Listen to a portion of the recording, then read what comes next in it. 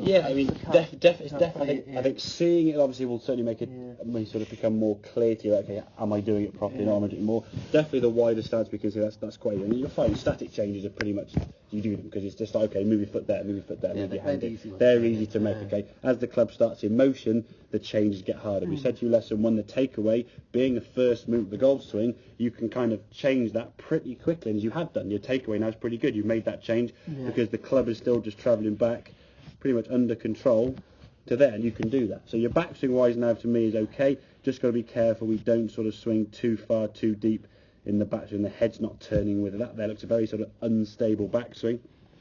I'll say with this one here now, we're still moving the head a little bit.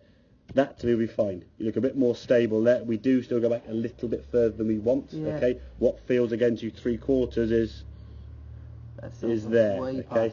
Exactly, and you don't really believe you're anywhere near to that, okay? Part of the reason, because your head's facing here, okay, if your head's pointing there, that doesn't feel that far around there. If your head was down there, it would then feel a long way around there. And because you're moving around, it's only a small swing to there, but if I was back here, oh, it's a long way back. So sometimes the perception of what you feel can be sort of related to where your head's pointing, where the other body parts have gone through. So by staying more on top of your sort of head and your chest facing that way, as we said, though, as you come into impact now, as you come back down, there's a definite scoop and flip. You can see this one. Your hands haven't even got anywhere past your left leg, and the angle we go through to about the next frame with the scoop there.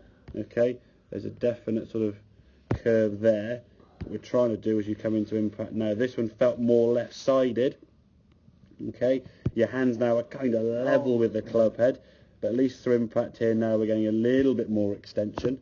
So there through impact, that is staying straighter, but it's a little bit underneath slightly from that back foot. So the sensation you want to try and get as you're coming into impact, like a finish line there from your left leg up through your left side, and you want the sort of feeling your hands are going to win that race in there. At the moment, that's kind of the impact position. Your hands need to be a little bit further this way for the club then to get to that position there. So it's more like a dry, and that's sort of the compression you see with the tour professionals, the good golfers striking down, hitting the ball, then the turf, okay, as the club comes through. Your club bottoming out a little bit early behind the golf ball. We then sort of try and play catch up. But again, it's split second. I mean, your hands are where they need to be at 2.5, and the club face is 2.2. So it's not as if it's miles out. It just needs a little bit more practice getting that sensation. A really good drill you can practice is put like a stick or an old club on the ground, or a towel even behind the goal. If you want a towel on, put a towel sort of there, okay, and just try and miss that towel. So what you'll have to do is sort of get that club travelling later into the ground. If the club bottoms out early and scoops, you hit that towel. So you can put your golf towel on the ground, then get that sort of sensation. Or an old club, if you want to hit something too hard, like a shaft or whatever, you could do that. It'll give you that sensation. It's going to come down and then like this.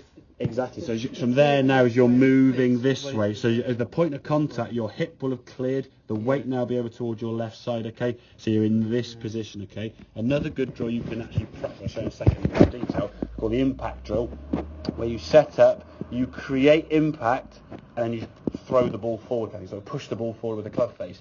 If you're back here and flicking it, you won't go any distance at all.